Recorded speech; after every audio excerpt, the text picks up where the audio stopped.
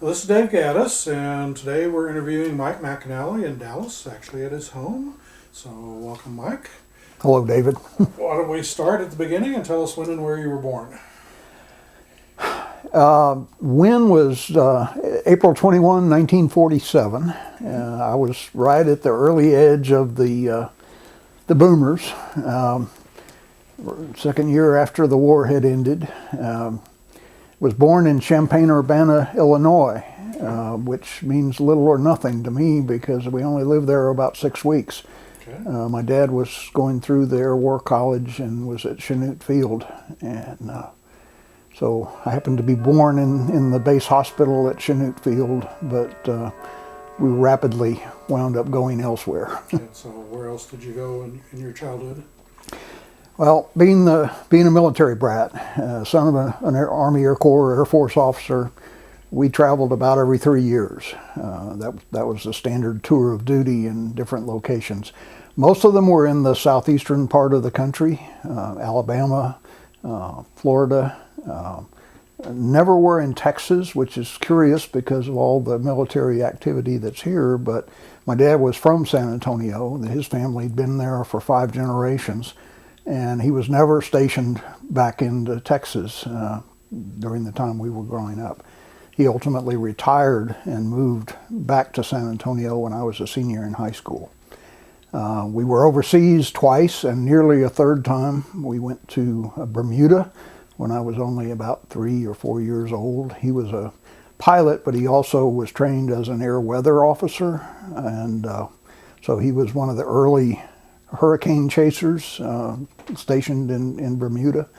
I was unfortunately really too young to remember very much about Bermuda. Our second overseas tour a few years later was in Okinawa. We were there for 3 years at Kadena Air Force Base in 1956 to 58, which was an interesting time when you think about it. It was only 10 years after the war, and we had friends and people that we knew on the island who were only 10 years away from that experience, and it's remarkable how, as a child, we had such an impression of such a caring and loving people who never expressed any feelings about what they had been through, but I'm sure there were a lot of stories there that we never heard. Okay. You brothers and sisters, or how large a family were you? I'm the middle child. I have an older sister, 3 years older, and a younger sister, 3 years younger than I am. And we're a close-knit family. The older sister is a doctor in Tennessee, in Nashville, and the younger is married to an electrical engineer who is working for the defense contractors in L.A., living in Redondo Beach. Okay. You said your dad retired in San Antonio when you were a senior in high school? So Yes. I assume you graduated there? I graduated at the same high school he had attended. He had been in the first graduating class at Thomas Jefferson High School in San Antonio in 1935, and I was there graduating in 1965, 30 years later. So I did get to experience 1 year of high school here in Texas. And what did you do immediately after high school? Applied to colleges, wound up going to A&M, spent that summer as a camp counselor working for the YMCA camp on the Guadalupe up above Kerrville, then started at A&M as a freshman in the fall of 1965. We were the first class at A&M in the contemporary era to have women on the campus.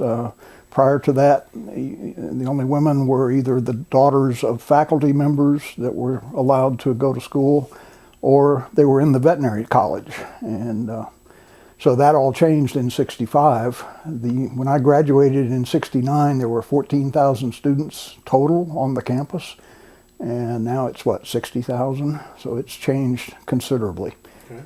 And were you a member of the Corps? Did you have to belong to the Corps at that time? I did. We were also the first class to be non-compulsory for the Corps. You got to choose whether you were in the Corps or a civilian student, a non-reg.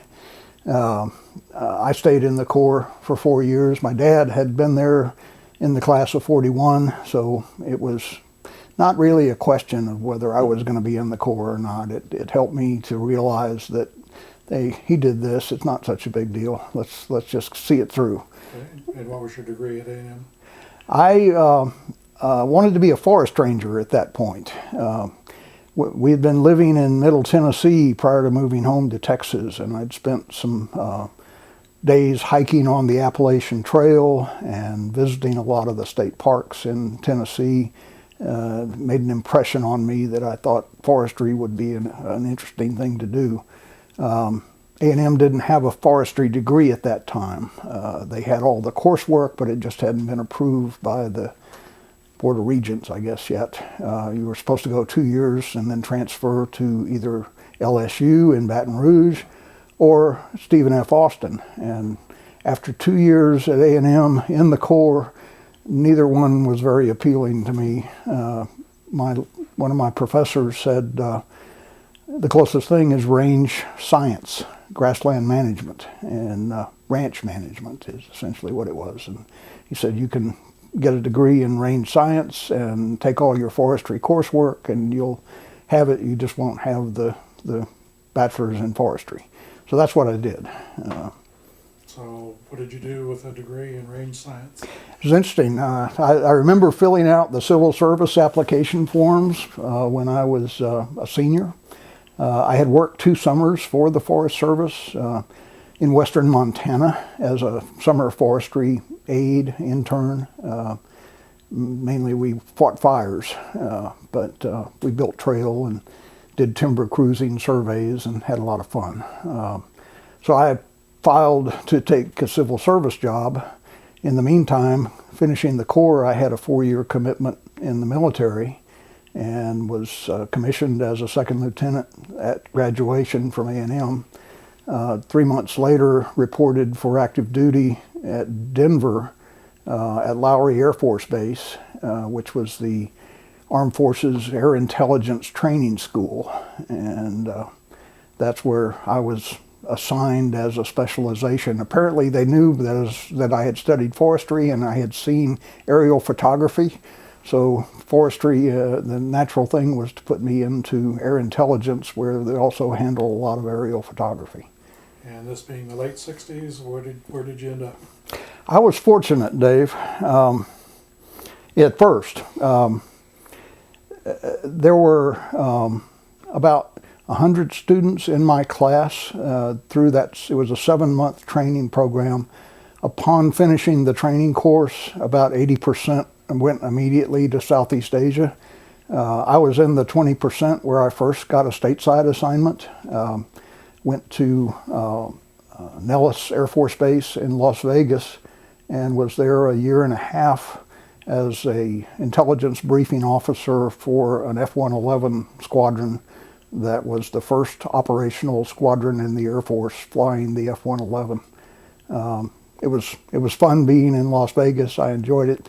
It was a great job because the pilots and navigators that I was working with were all people who had done some interesting things. Most of them had been at least 1 tour in Southeast Asia. Most of them had been 3 or 4 tours in Southeast Asia and had chosen the F-111 as the newest plane in the Air Force. So I was there a 1.5 years. It was interesting also because the first 7 months I was there, the planes were grounded. They had suffered 3 losses in Thailand and determined that the wing structure was faulty. So the planes all went back to General Dynamics in Fort Worth for 7 months of reconstruction. And you might explain what was unique about the F-111? The swing wing design, the wings were hinged so that as the plane accelerated, they could be retracted and present lower drag. But those hinges were the problem.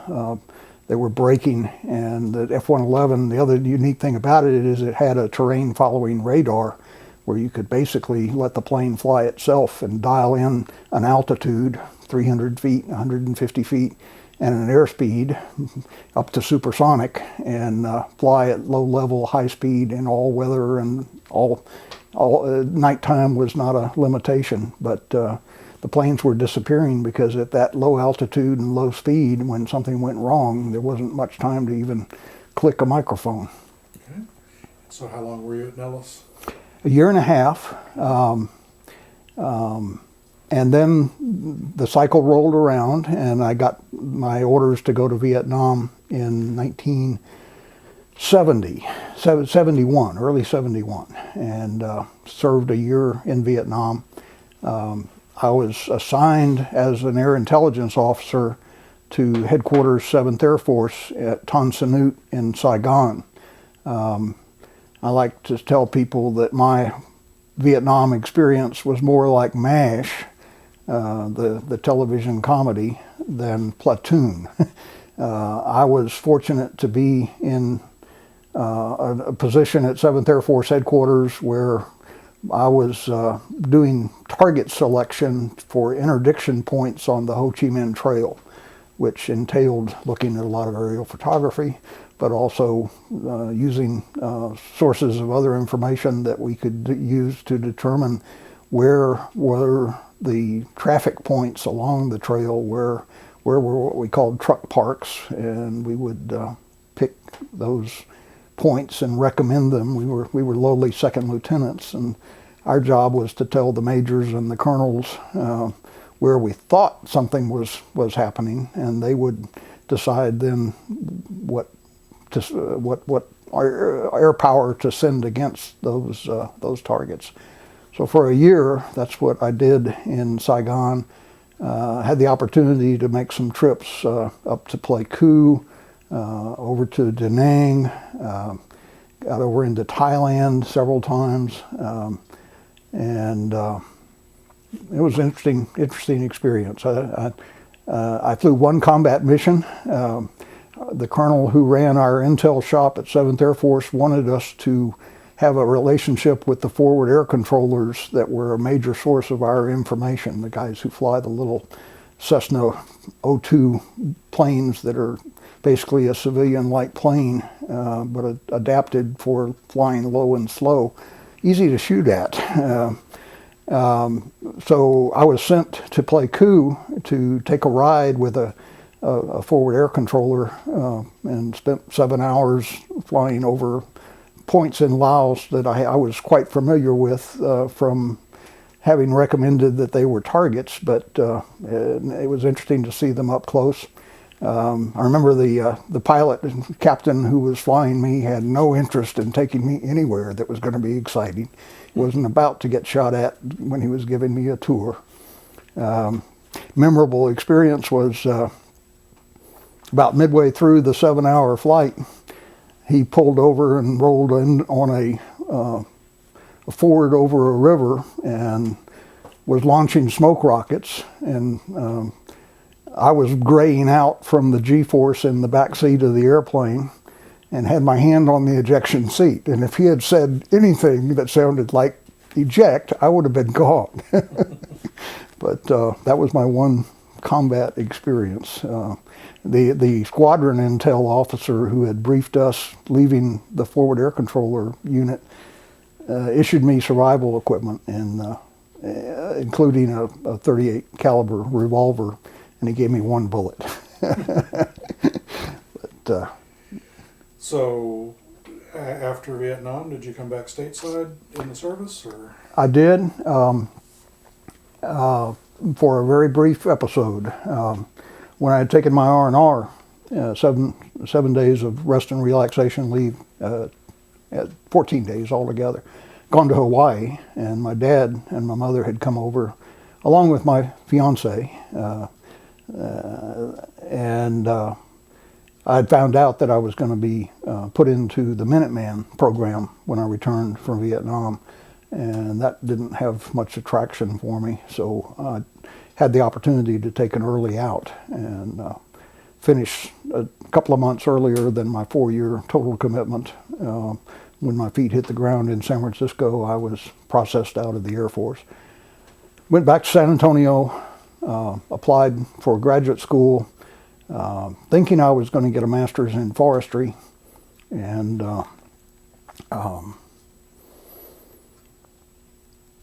I applied at Colorado State. The two leading forestry schools in the country at that time were Cornell or Colorado State.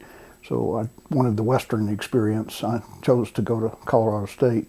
Got engaged with my wife Claudia, and we waited to hear acceptance from CSU. A couple of months afterwards, we did get accepted. We went ahead and married and started graduate school the next week up in Fort Collins.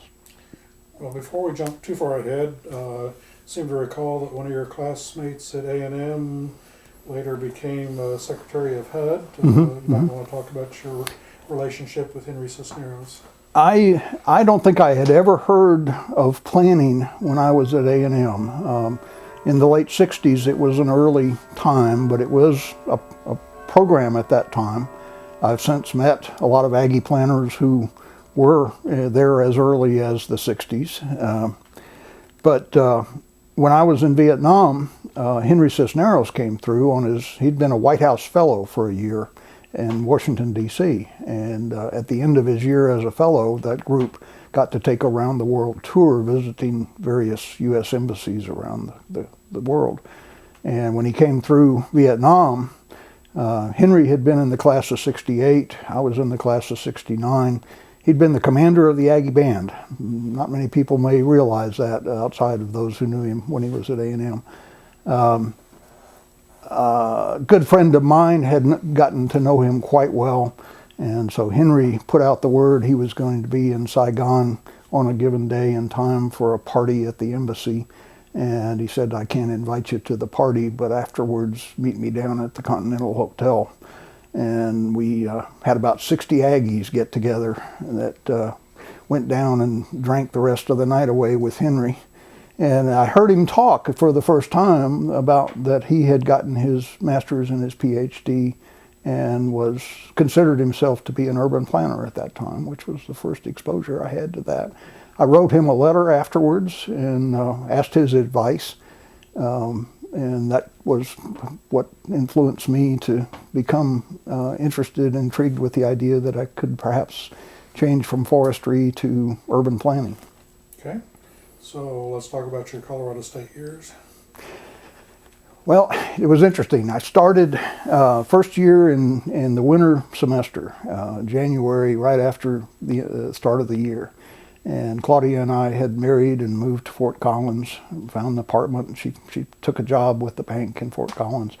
I started into what I thought was a master's in forestry, and very quickly the dean of the College of Forestry called me in, and he'd like to do an interview with all his new students. And after talking to me for about an hour, he said, I want you to go down to the basement of the forestry building and look up this guy. And he gave me a name on a piece of paper.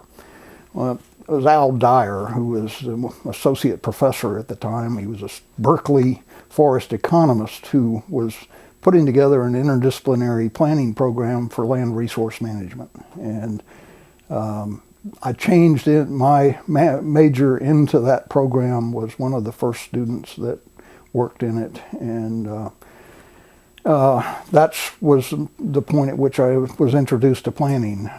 Al recommended that we all become members of APA, which we did as first-year graduate students. Attended my first APA conference in Chicago. It was ASPO at the time, American Society of Planning Officials. Went to the national conference in Chicago and realized, goodness, this is a lot of fun. And what year was that? 1972. 1973. And the other influential thing that happened was Aspen and Pitkin County wanted to do a plan and had approached Jan McCarg at Pennsylvania to come in, and McCarg had just published Design with Nature, kind of the Bible of environmental planners at that era. Aspen brought him in, and he would come in and do an assessment, and then after visiting for several days, he would recommend what he thought the client should do, and he proposed a master planning project that would, at the time, was going to cost about $300,000. This was early 70s, Aspen was really not the place it is today. It was still a small mountain town that happened to have some excellent skiing, and a few people knew about it. They didn't have the resources at that time to bring in McCarg for $300,000. The associate dean at CSU knew about this endeavor and approached the mayor and said, we're not Jan McCarg, but we can do a project for you.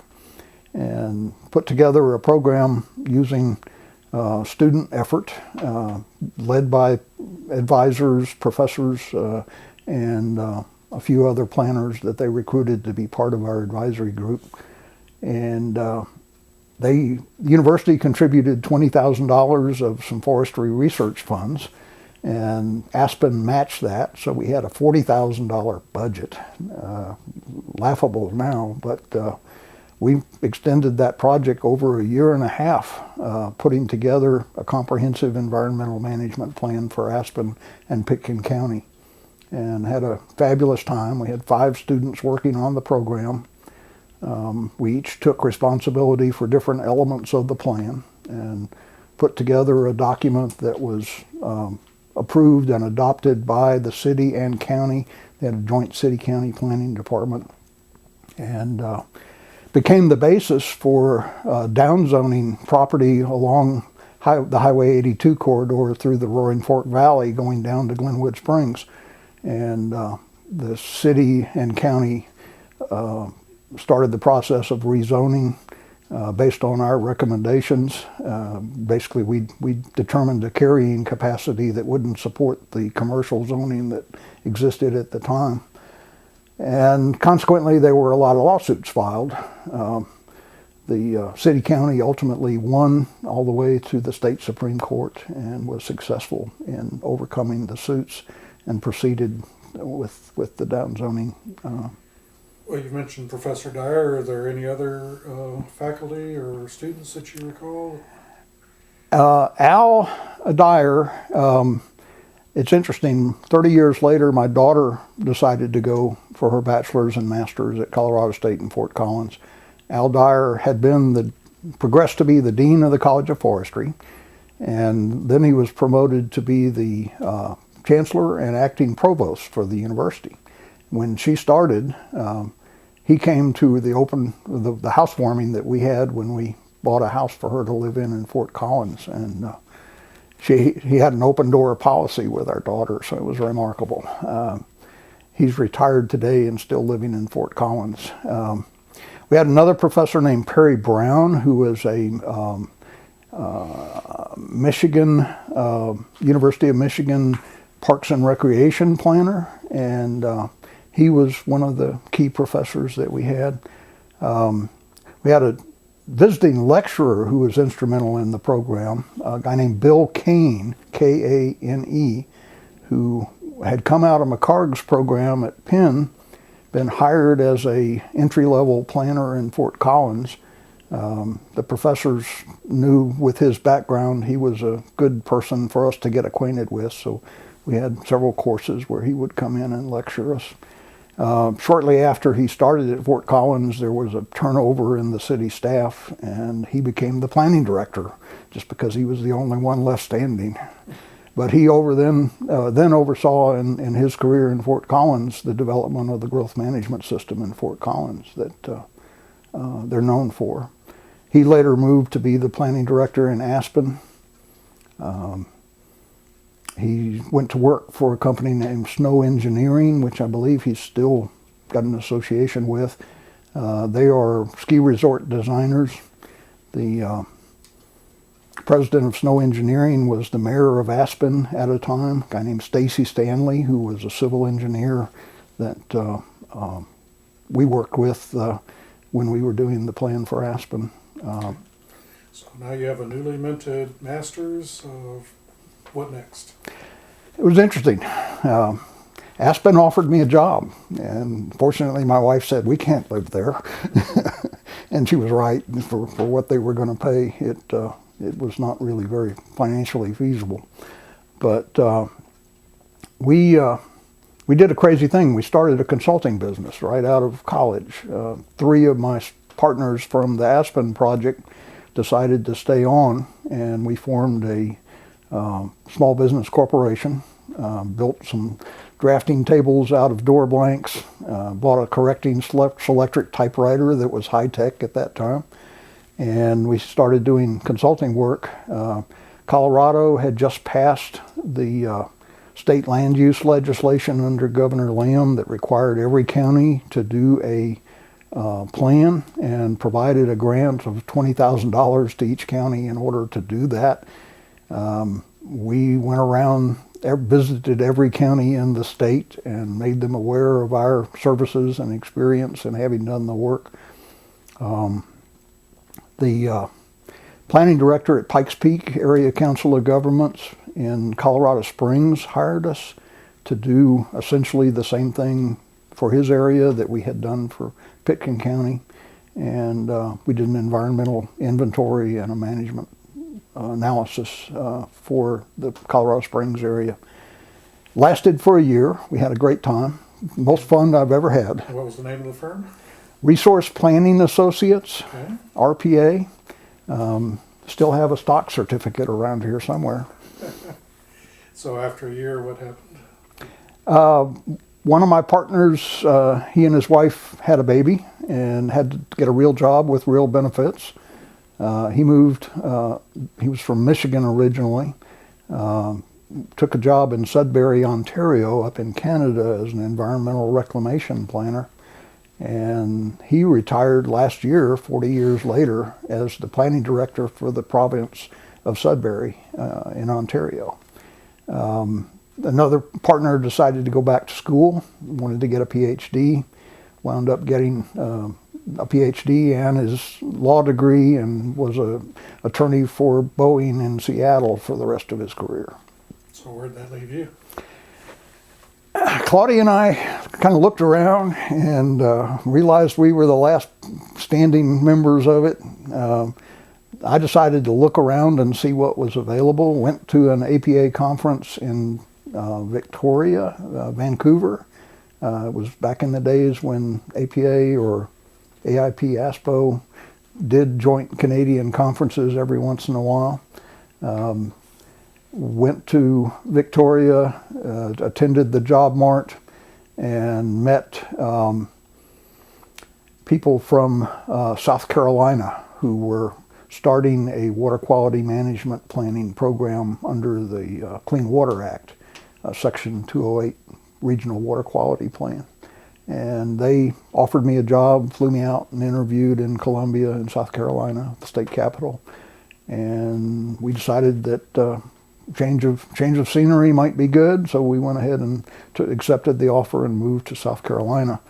It was supposed to be a 2-year stint. The plan was to be completed in 2 years, and they couldn't guarantee what would follow that, so we expected to be there 2 years. Wound up being 5 years. And the regional council there in Columbia was a great place to get a first experience in working in regional and local government. And we were a very proactive organization with a strong Georgia Tech planner who was the executive director. And who was that?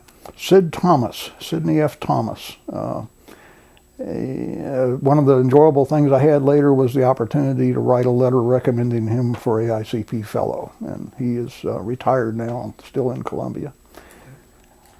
And the name of the agency was? Central Midlands Regional Planning Council, Okay. CMRPC. Okay. And what kinds of work did you do on the 208 plan? It was one of those situations where the day I started, I was to be the junior planner. And about 6 weeks afterwards, the senior planner decided to go to seminary and become a Baptist preacher, pastor. And so I became the water quality planning director for the COG and wound up managing the development of that program. It was a 2-year contract originally. Kept getting drug out and extended. And we had to deal a lot with EPA in Atlanta at the regional office.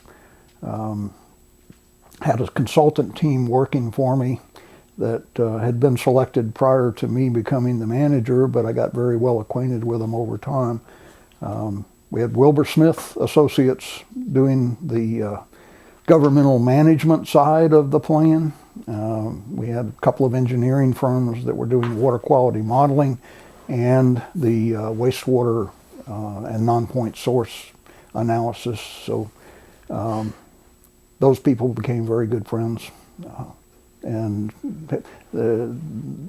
we proved to be a good team. We successfully completed the plan. It was adopted. They're still doing things there today that are the result of some of the recommendations that came out of that process. Okay, so after your 5 years there, what next? After finishing that plan, 1978, we decided that we would like to come back to Texas. That we both had parents living in San Antonio. We thought it was timely at their advanced age that we come back and be close to home. I went to an APA conference in New Orleans, and that would have been about 1978 or 79, and met a lady named Doris Ebner Davis, who was the water quality planning manager for the Houston-Galveston Area Council, the COG in the Houston area. And they had likewise finished their first plan, their initial plan, and they were entering a continuing planning process, and she needed some added staff. So she wound up offering me a job in Houston to work at HGAC as an environmental planner. And again, that's what we decided to do. It suited us well because Houston is close enough to San Antonio that you can get there easily, but not so close that we would be stumbling over each other. Other than Doris, who else was at HGAC at the time that you recall? Alan Clark and Jeff Table had not started yet. They're contemporaries who are there today. I'm having trouble with names. Oh, that's okay. Yeah. So how long were you at HGAC? I spent 2 years, Okay. and started their continuing planning process. We did a number of continuing studies. During that time, I became acquainted with some people who were the regional office of Wilbur Smith Associates in Houston. Their central region of the firm was headquartered in Houston and led by a Aggie civil engineer named Esper Lafayette Spur Walker. And Spur was looking for an environmental planner. They had been selected by TxDOT to do a 40-mile environmental impact study of improvements to Highway 60, US 60, up in the Panhandle from New Mexico to Amarillo. And they'd been selected by TxDOT. Their planner had come from Colombia, and that wasn't going to be very sustainable. He didn't want to move to Texas, so Spur was looking for a couple of environmental planners. And he hired me, and then also hired Susan Alleman, who had just gotten her master's in planning from UT Austin. And Susan and I worked on that US 60 project for about a year, doing an environmental impact statement and 3 environmental assessments for different segments of the corridor. How long did you end up staying at Wilbur Smith? 20 years. Okay. Can you think of some of the memorable projects that you're particularly proud of? There were a few. There were a few. Like most planners, there are a lot of things that you do that you can wait a long time before you see change resulting from things. But there are some. One of the first projects that I got involved with after finishing that environmental study, Spur also had an expertise in doing financial feasibility analysis, and he had done the financial feasibility for the Reunion Arena here in Dallas. He had a project to do a convention center site location and feasibility study in Houston. And we got into a big controversy about whether the Houston Convention Center should be on the east side or the west side of downtown. The proponents of the memorial area along Buffalo Bayou on the east side of downtown wanted it in the cultural theater district on that side of downtown, and we determined that there wasn't enough space, that it would have been limited and not had the expansion capability that has to be part of a major convention center. So we recommended that it go on the east side where Chinatown was, and that's where the George R. Brown Convention Center is today. One of my interests was to do more comprehensive planning. Wilbur Smith had done a lot of comprehensive planning back in the HUD 701 era. It had become something that they were not doing much actively when I joined them, but I wanted to do that, and Spur gave me my head and said, just see what you can do, bring us some projects. And we started pursuing planning work. Had initial success down in the lower Rio Grande Valley, Edinburgh, Weslaco, Brownsville, McAllen, doing planning studies and work down in that area. The two major firms at the time were Duncan Sefco and Wilbur Smith kind of became a player in that area, but we kind of did everything in South Texas, and Dan did everything in North Texas. But we developed a good rapport and a relationship that continues today. My biggest planning project, probably one that I'm particularly proud of, was a project I did in Baton Rouge back about 1988, 89. We were successful in being selected to do a new comprehensive plan for East Baton Rouge Parish and the city of Baton Rouge. And that was a 2-year planning process that actually, for a time, I was resident in Baton Rouge as the project manager, had a team that included some local sub-consultants, and we were successful in developing a comprehensive plan. It was titled the Horizon Plan, and it survived for about 15 years, going through 3 major updates, and pieces of it are still being implemented today, although it's evolved and gone to a new level with who's the consultant from Seattle?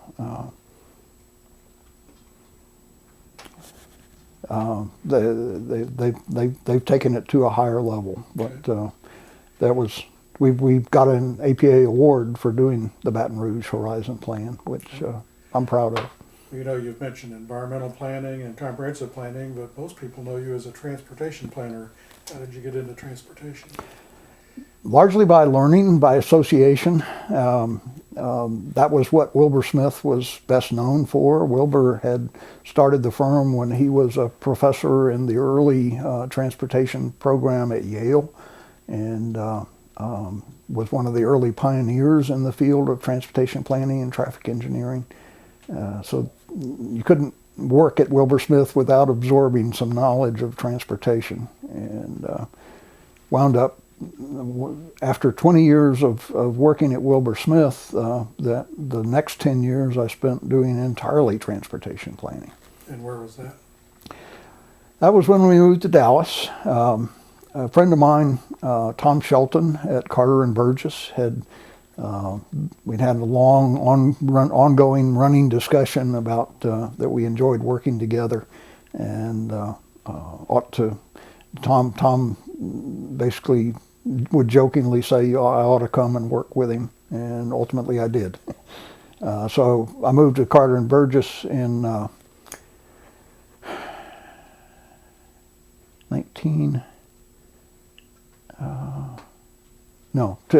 2010, and was hired as a transportation planner by Carter and Burgess. We moved to Dallas and spent 10 years working at Carter and Burgess, but entirely doing transportation planning. Okay. Then Carter and Burgess got bought by Jacobs, and Right. how did you fit into that transition? There was an acquisition where Jacobs was interested in Carter and Burgess's expertise in transportation and planning. It added a new dimension to what Jacobs had developed. Carter and Burgess was a firm of 4,000 employees headquartered in Fort Worth. Almost all of their people and offices were in Texas. Jacobs was a company of 40,000 people, second largest in the world, and behind AECOM, I believe. And they acquired Carter and Burgess. It was a time when a lot of the senior principals at Carter and Burgess were approaching retirement. They made the decision to go ahead and sell the company to Jacobs, and so we became, for a time, Jacobs Carter Burgess, and then just the Jacobs name, and that continues today. I endured, stayed on as part of the Jacobs staff, largely finishing some projects and working with some clients that I had ongoing relationships with, and decided that I would retire from Jacobs in 2011, which I said earlier I started in 2010. It was actually 1990 approximately, because I was 10 years at Jacobs Carter Burgess. Okay. And can any particular projects at Carter and Burgess Jacobs that you're particularly proud of? Or? I did a lot of transit work, and Carter Burgess had developed quite a repertoire of people and experience in transit and transportation planning. We did a lot of work for DART over the years. I wasn't really personally very involved in that. I did more in other places. We did a transit feasibility study for Oklahoma City that was adopted and has been the basis for growing the Oklahoma City transit system. They're currently implementing a modern streetcar project in downtown Oklahoma City that I had a little bit to do with, and watching very closely now to see how that gets actually operating, and steel wheel on steel rail, moving around like the Portland or Seattle streetcars do. But that's a pretty interesting thing for Oklahoma City to be doing. Are there any colleagues at Wilbur Smith that you recall fondly that you had a close rapport with? It was a little bit like being in the Army. You meet people that all have Wilbur Smith in their background. There were a lot of folks that worked with me over time. Susan Alleman is still working for Traffic Engineering Associates in Houston. Brett Keast worked at Wilbur for a time and then started Kendig Keast in Sugar Land.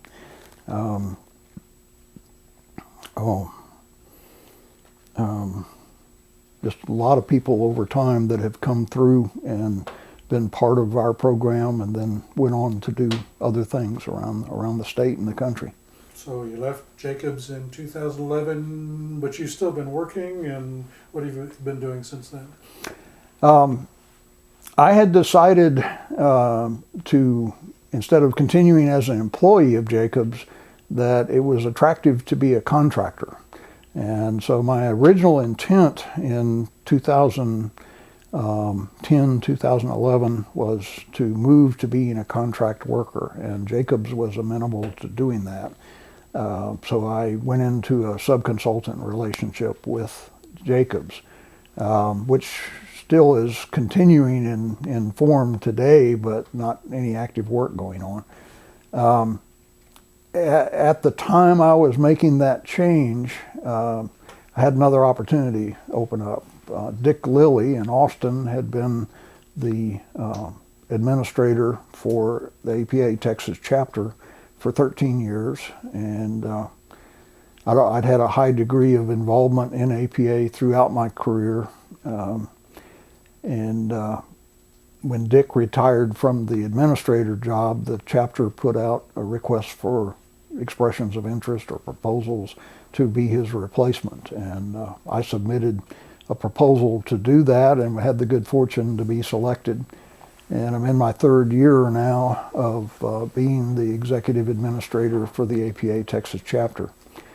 We've got 2,000 members of APA in Texas, a large enough critical mass that it requires an administrator, and the chapter has the resources to effectively, I'm their only employee in the chapter. But after 40 years as a volunteer and member of APA, it's a delightful job to have, to be doing what I've always enjoyed. Well, let's talk about your APA involvement. You said you joined, do you remember if it was ASPO or AIP back at CSU? Both.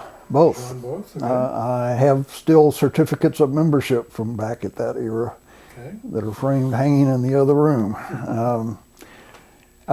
Did you get involved as a officer or anything that early? Or No. when did you get your AICP, or did you become an AIP? Well, I didn't become an AIP. That had transitioned to be AICP when we moved to South Carolina, and I went to work for Central Midlands Regional Planning Council. Some of the people who I worked with that I consider to be my mentors were active in APA, invited me to get active in the South Carolina chapter, which was a much smaller chapter and only a few hundred people around the state, but they were quite active and a good group. So I became, I think my first job was newsletter editor. It's one of those things where you hold up your hand and golly, they give you something to do. I think so my first exposure to really seeing a chapter function was in South Carolina. When we moved back to Texas, I had basically 6 years experience as an APA member, and when we settled in Houston working at HGAC, I was curious about finding out what APA was like in Texas, and I went to a Houston section meeting, and it was very apparent that there wasn't much going on. There were 3 or 4 people there, and we talked about, why isn't something happening? This is Houston. We ought to be more active than this. And one of the people in that group was Sarah Jane White, who was the planning director at the City of Bel Air. Sarah Jane decided she was going to run for section director and was elected for the next year to be the director of the Houston section, and I was elected to be the treasurer. So the two of us took on the challenge of reinvigorating the Houston section, and we went from those monthly luncheons or sometimes 3 or 4 months between luncheons to where we were having monthly functions, and we put on a conference at the end of the year that was kind of a combination holiday banquet and workshop, and we had a professor from Rice University and 2 or 3 other notable speakers, and we had a dinner at the City Club in the inside the Loop on the west side of Houston, and we had 150 people attend that banquet. I think that was, the thing about sections is they have ups and downs. We all see that, and I think we managed to create an upswing for the Houston section. And you remember what year that was? Approximately? Had to be 1981, 82. Okay. I followed Sarah Jane as the section director after she served her term, and she went on to have an office at the chapter level. As the section director, I was attending chapter meetings. I remember my first chapter board meeting was in Austin, and Joel Wooldridge was the chapter president at the time, and that was the point at which my eyes opened to realize that there was a lot of opportunity to do some good things if we got engaged at more than the local level and started being an active participant in chapter affairs as well. Well, before I get too far ahead of that, I first met you at a environmental planning conference in Houston, and which you were involved with. And I didn't know if that was a Houston section conference or the chapter, or do you recall? Both. I don't remember if it was a state or a federal agency. I think it was EPA that. Well, I think the USGS was involved. That's right. It was USGS. The Geologic Survey was interested in doing a conference in Houston to study the impacts of subsidence. And they approached the section to see if we would be interested in being a co-sponsor of that conference. And that's how that came about. We put on a 2-day conference in Houston, and I remember meeting you at that time. Okay. So you were section director of Houston section, but you had aspirations of moving up in the chapter. What other positions did you hold? Well, at that time, the chapter had a parallel corporate organization called the Education Foundation that was a nonprofit educational corporation. And their function was to put on the short course for planning commissioners, for planning officials on an annual basis. That was, they were under the umbrella of the chapter, but governed by a separate board that oversaw the activities of the Education Foundation, which besides the short course, the major things they did was support some scholarship grants to Texas planning schools. And other things in association with the chapter. They basically were the educational arm of the chapter. I was appointed to the board of the Education Foundation, and a couple of years later was elected by the board to be the chairman of the Education Foundation. And I did that for about 6 years. And at a point, others got engaged in that process, and new hands were interested in getting into it. So I feel like I kind of opened a pathway for others to follow. Okay. Do you recall some of the people that were active in the Education Foundation at the time? You were.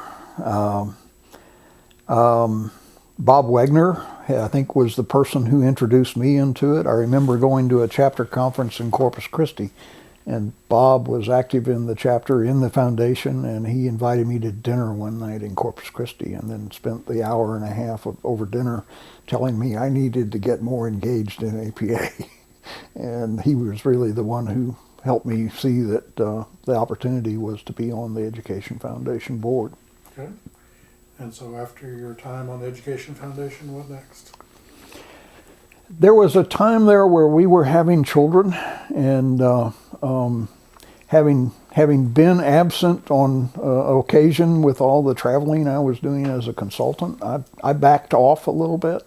So for a few years, I was a participant, but not actively playing a role, and so I just stayed a member. But there were a few years there where I backed off and focused on being a dad and raising a son and a daughter.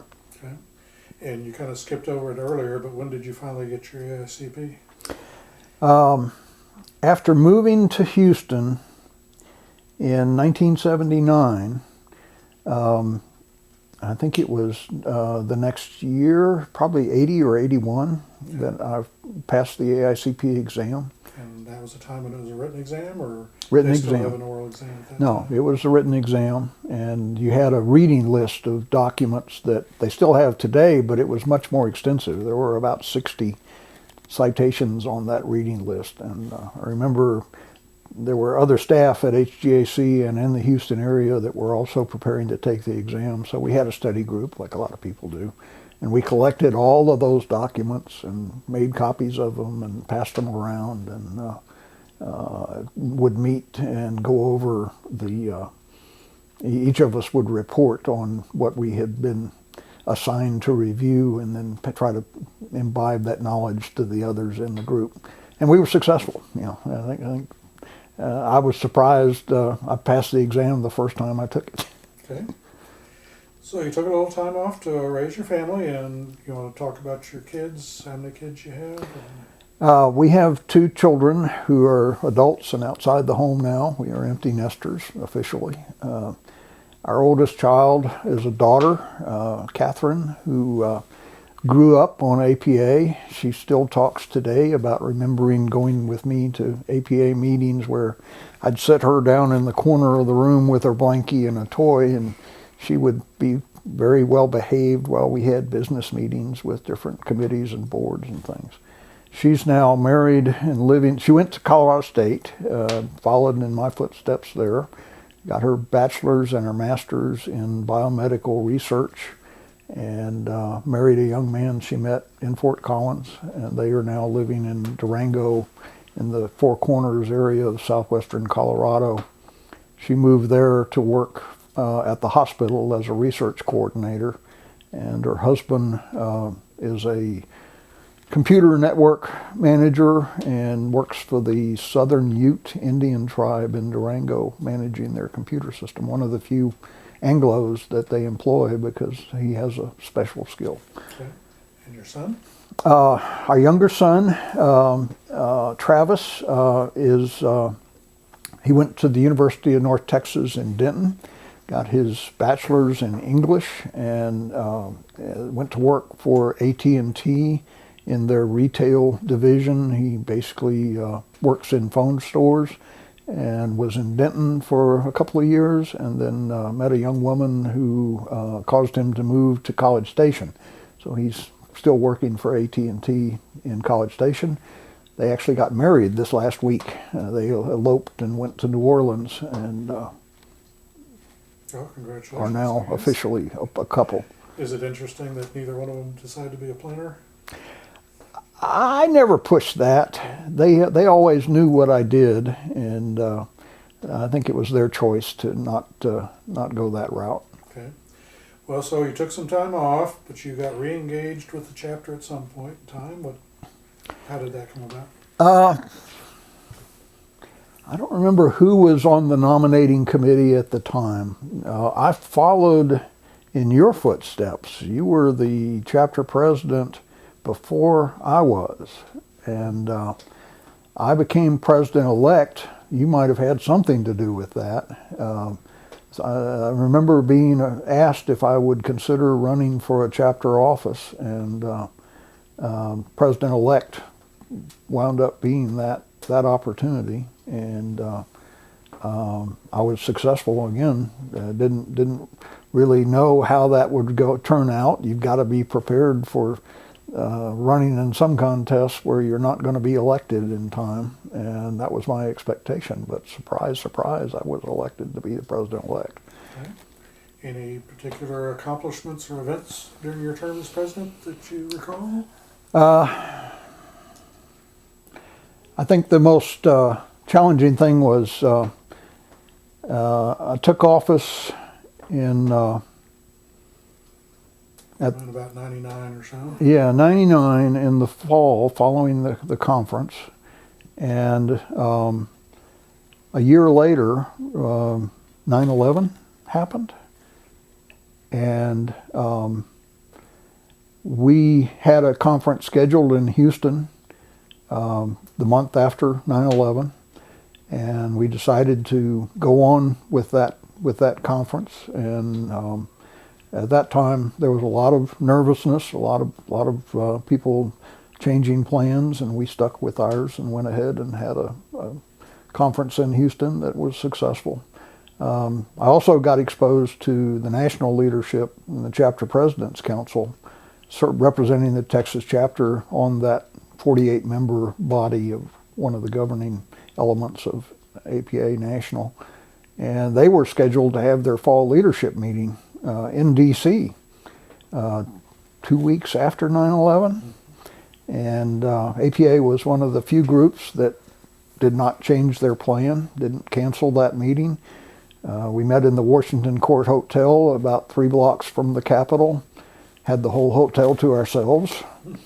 We did go visit with some of the legislative offices in the Capitol and met mostly with aides because they were the only ones that were coming into the office at that point.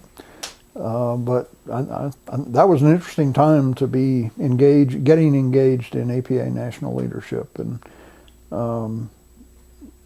all the things that were happening. Another opportunity, another event that occurred when I was it was after I was elected to the APA board. I served my 2-year term as chapter president, which actually is a 6-year commitment because you have 2 years as president-elect, 2 years as president, and then 2 years as past president. So that's an ongoing proposition that people are still.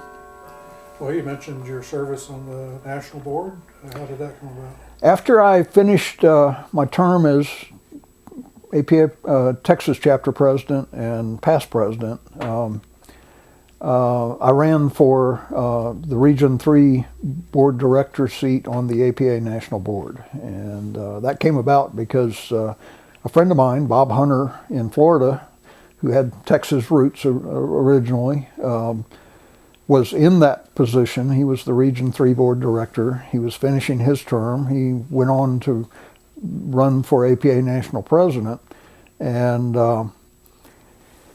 in the Region 3, which is basically the Gulf Coast states from Tennessee down to the shoreline and Texas all the way to Florida, the 2 big gorillas are Texas and Florida, the largest chapters with significant numbers of members and hence tend to dominate the election. So to be successful in Region 3, you've got to have support of both.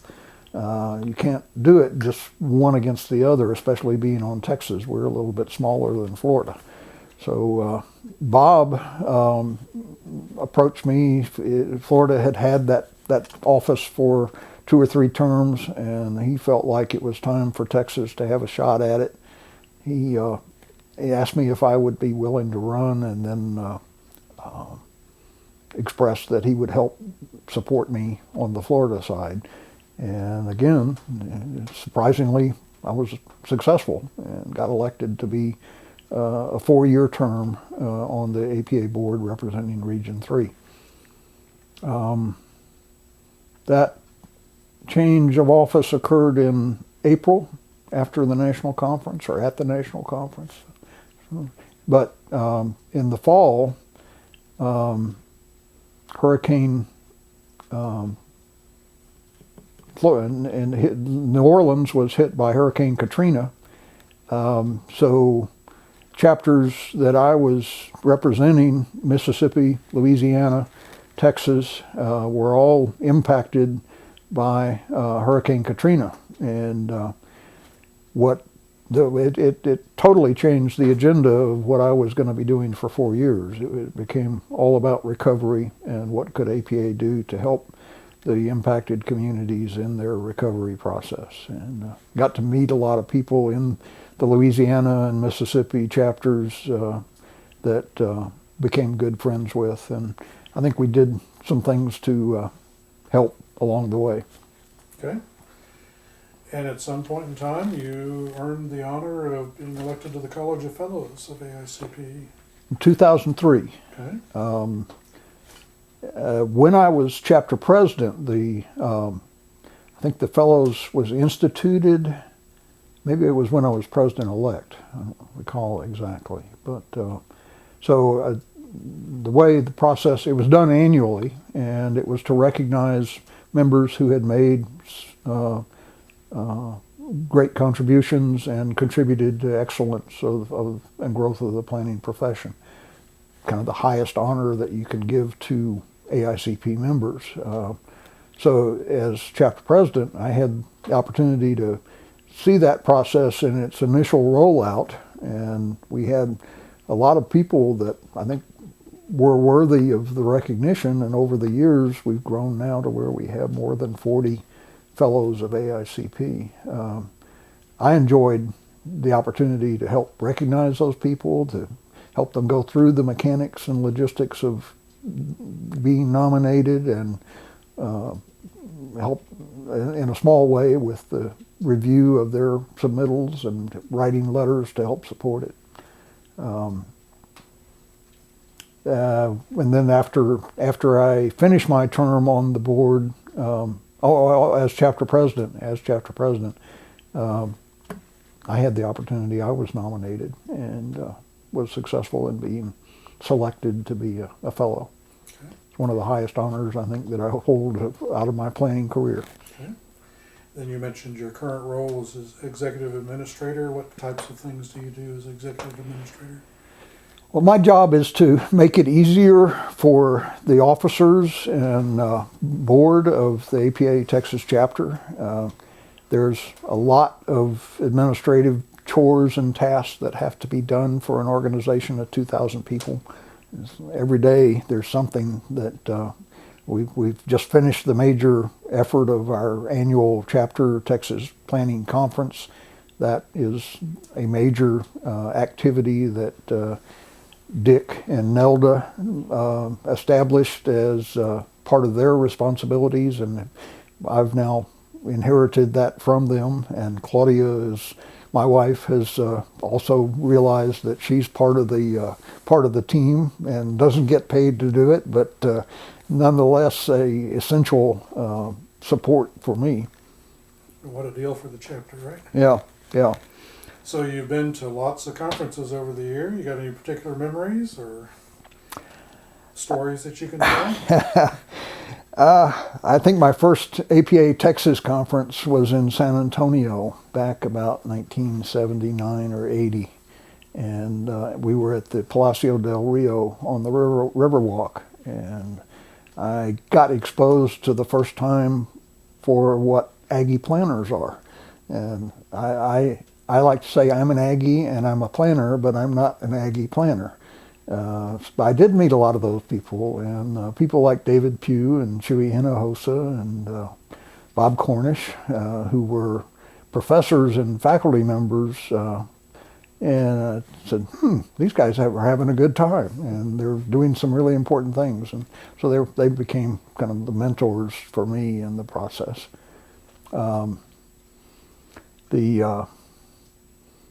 The funniest thing that happened was I can remember late one night coming back to the hotel after dinner on the Riverwalk, and there was a group that was splashing in the river, and kind of stopped and watched and realized they were some of our members, and they were having submarine races across the river, which if you've been in the San Antonio River or ever seen it, it's only about 6 feet deep, so you can walk across it, but they were having swimming races back and forth, and just about the time I realized what was going on, one of the park patrols also came by and said, "You can't do that." And they withdrew back into the hotel, sopping wet. So planners know how to have fun. And I think I know who some of those people were. We've talked about mentors, but are there any other mentors in your career that you haven't talked about that you'd like to? Mary Lou Henry. Mary Lou was one of the early people very involved in building up the Texas chapter and the Houston section. She was always a source of support and inspiration, and I value her friendship very much.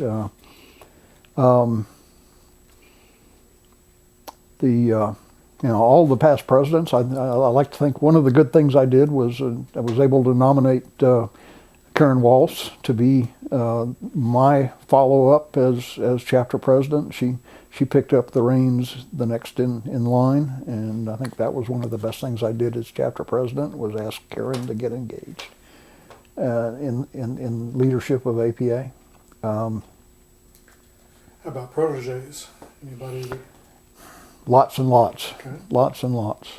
That's one of the rewarding things for me has been handing on, passing down to others basically the same thing that's been done for me over time. you had to give any advice to a young planner, what would it be?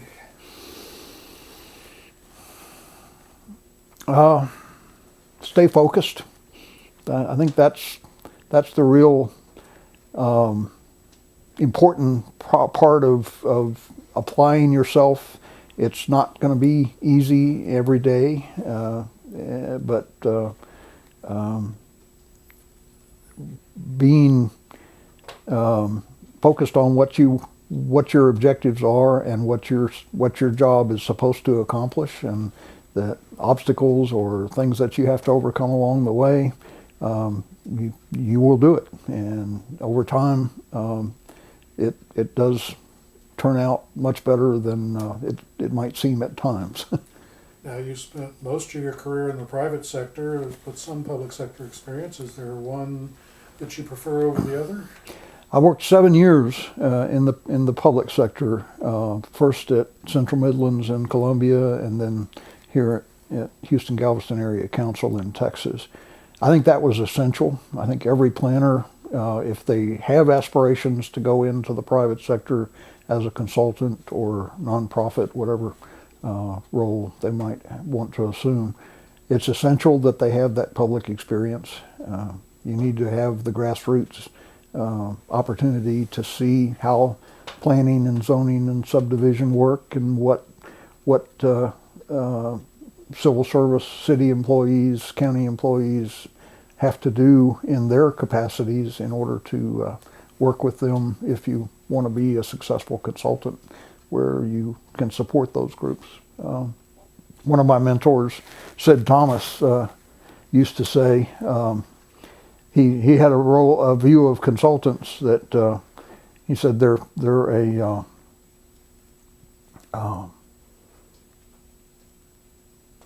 the necessary evil, and yet also potentially had the most fun. I think his point of view was the consultant's role is to give the client the credit when you're successful. That when things go well, the recognition goes to your client. It's not anything you did; it's what they did or let you do for them. When things go bad, it's the opposite. That you've got to then carry the weight of that, and you get the blame. And that's an important role for consultants to play. So, all things considered, have you had fun in your career? I think so. Okay. Yeah. Well, we've covered a lot of territory. Is there anything that we haven't talked about that you want to talk about? It's an interesting time now to be the administrator for the chapter, because we're going in continuing transition. Change is always part of the process, but APA has had the circle of associates and friends and peers that I know. There are a lot of people who've been engaged in it for many years and done major things for and with APA. But we're also a large generation, multiple generation, that are now aging out of the process. And we've done such a good job of making it a good organization. I think we have maybe been a little negligent in opening the door and letting younger people come in behind us. And I see that now as the challenge, that we've got to be successful in passing it on to younger generations that are coming into the profession and want to have the same opportunities and experience that we were fortunate to have. So I think that is the role that I want to play now, is helping those younger people become engaged. And I'm fortunate that the chapter leadership is wanting to go that direction, that the elected officers and members of the board are all pretty unanimous in recognizing that this is an important time of transition where we are going to pass the reins down to a lot of younger people, and the organization in 5 years or 10 years will be totally different in its makeup and the personalities that are active in it. It's been fairly stable for a long time, but we're at an important point of change where we now have to make sure that we're successful in letting the next generation come in and assume responsibility and get the same sense of accomplishment and enjoyment that we've been able to have. Have you given any thought about how long you plan on staying on as executive administrator? No, not. It's a day-to-day and a year-to-year process. For the moment, as long as the board considers that I'm doing an effective job, I'm going to keep doing it. But there'll come a time, I'm sure, where I'll be ready to pass it on to somebody else. It's a neat job. Well, on behalf of the chapter, we appreciate you doing what you're doing, and I hope it'll be for many years. So I want to thank you for joining us today, and I appreciate the time you spent. Thank you. Okay.